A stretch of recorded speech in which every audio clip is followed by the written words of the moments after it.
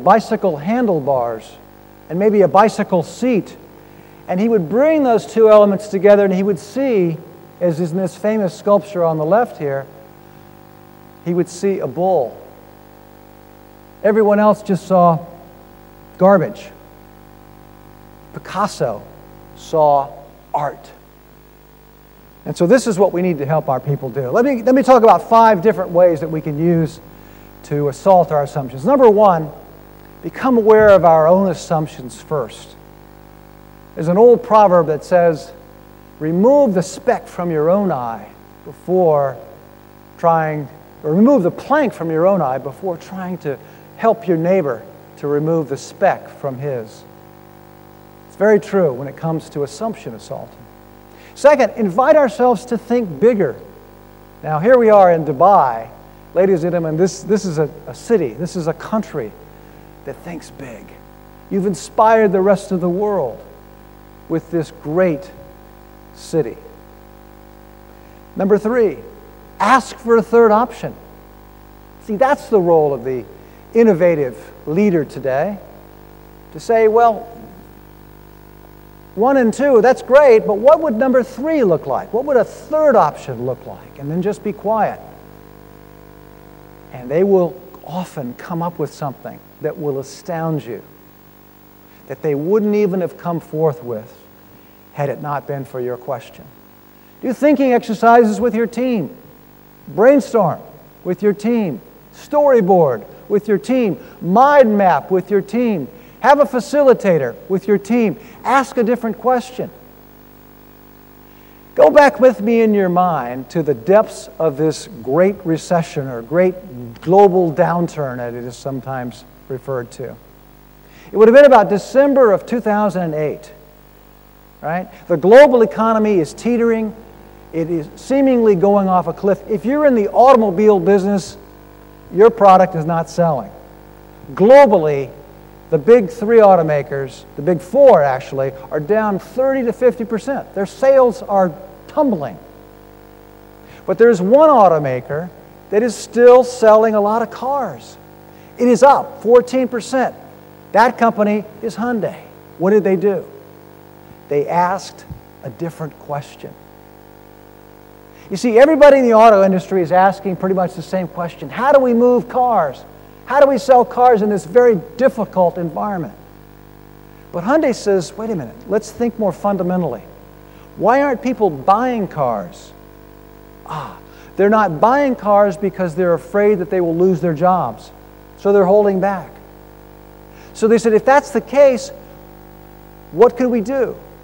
And so they offered a 1-year, no-cost return guarantee. If you lose your job in the next 12 months, you can return the car. We'll take the car back.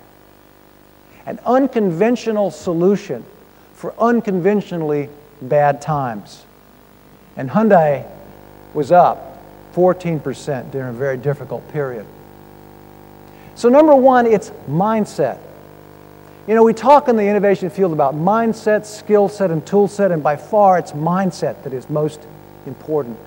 And number 2, as part of that mindset, it's the ability, the willingness to assault our assumptions, to push back on the artificial boundaries that limit our thinking. And number 3, to fortify our idea factories. Now let me just ask you a question here. As you began your day this morning, how many of you took a shower? To raise your hand. How are we doing? Okay, 2 more minutes. Very good. We're almost wrapping up here. Thank you so much. So, yeah, the timer's not on here, so I wasn't quite sure how I was doing there for time.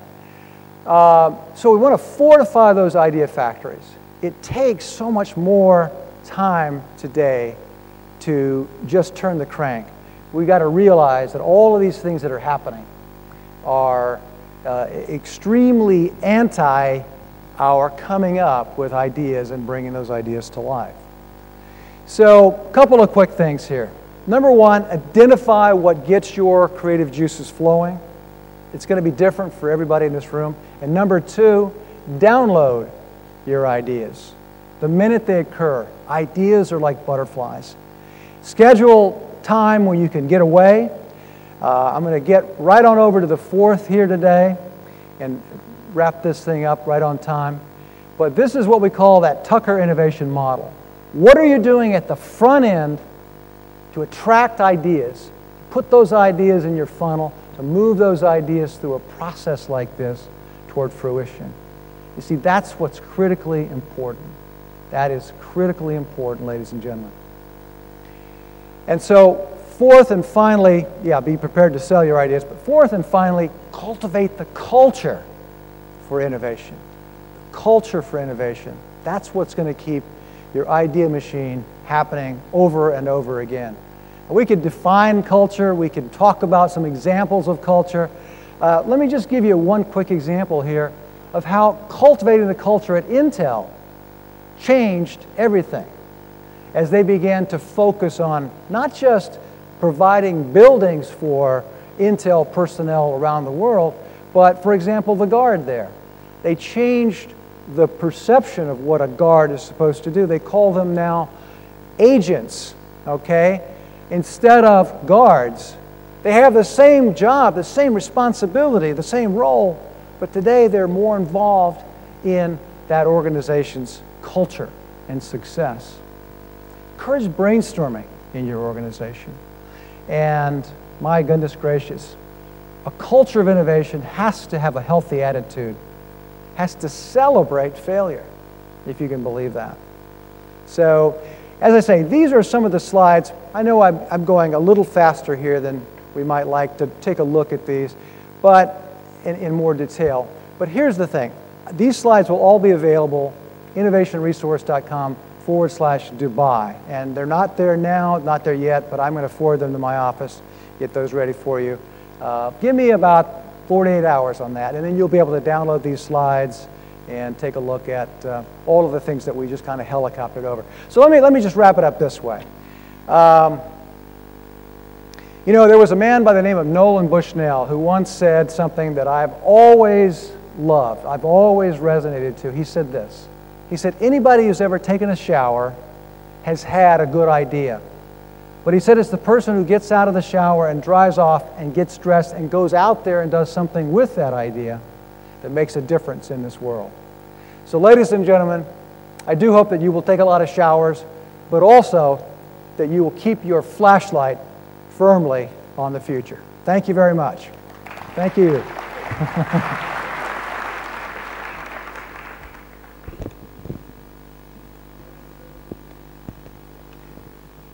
Thank you, Dr. Tucker, for your valuable speech. ويسر لنا الآن دعوة سعادة اللواء خميس مطر بالمزينة نائب القائد العام لشرطة دبي لتقديم ورقة عمل بعنوان فريق البحث الجنائي لعملية النمر الوردي الإمارات دولة آمنة للاستثمار والأعمال. فليتفضل مشكورا.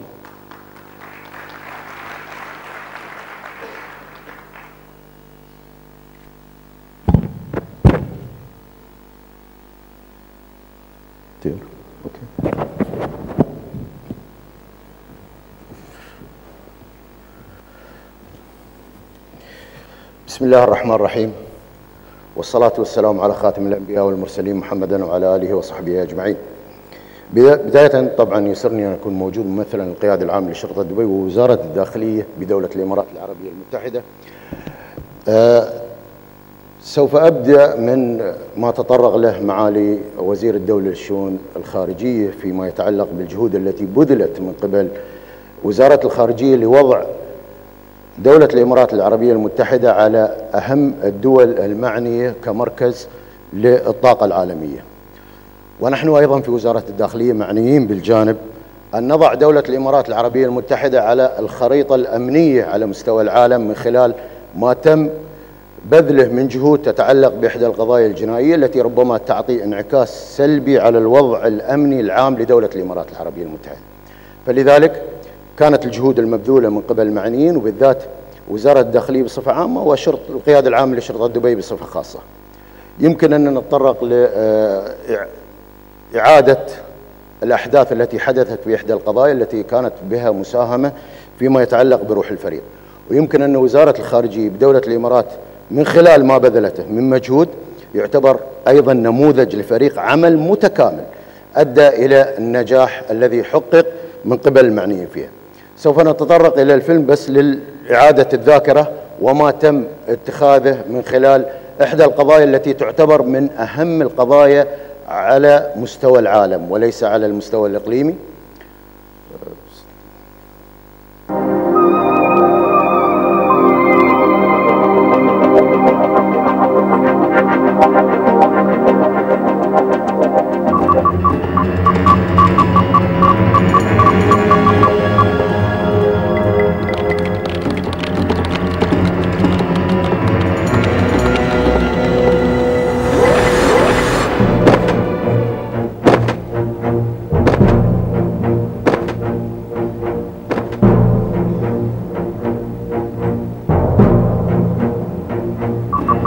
لا أقول لكم شيء، هذه البلد حتى في الأيام القابلة ما جاء حد سلبنا إلا رجعنا وأخذنا المسلوب ورجعناه.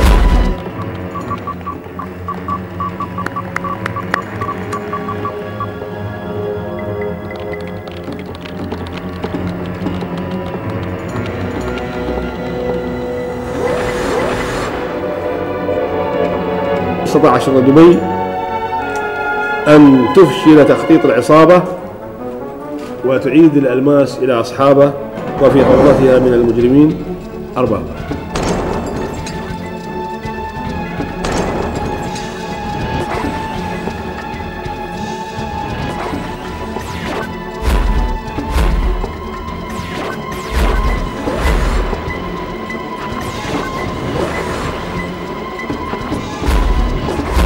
الحكاية كيف؟ أما الحكاية فهي كالتالي: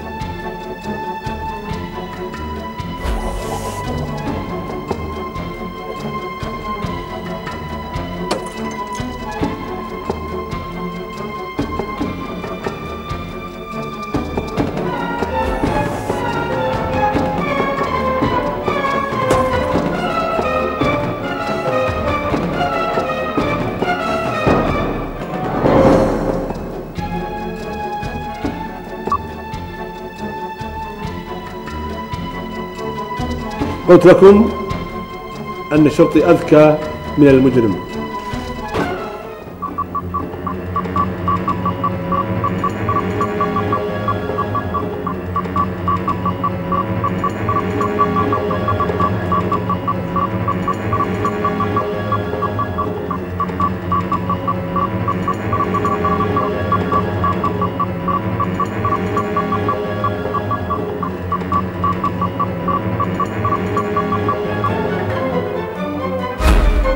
أنا قلت لكم في التصريح السابق أنهم سرقوا منا دقيقة، لن يسرقوا منا حرفية شغل.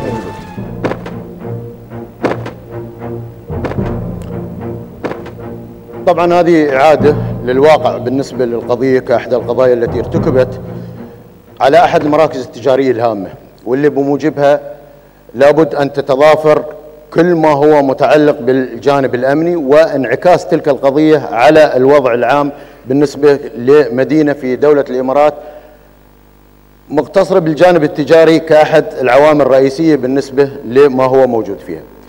أيضا لابد أن يكون الجهاز أيضا معني بإجراءات تتماشى مع الوضع في ردة الفعل المطلوبة في كشف غموض القضايا التي توقع. يمكن أن وجدت الدولة الكثير من التسهيلات، وجدت أيضا نمط في دعم الاقتصاد بتلك التسهيلات، وهذا طبعا أحد الخطط الاستراتيجية التي وضعت. لابد أيضا أن يكون هناك جانب أمني يتواكب مع الوضع العام لهذه الاستراتيجية ويكون داعم لتلك الجهود المبذولة من قبل القيادة السياسية فيما يتعلق بوضع الاستراتيجية الاقتصادية في دولة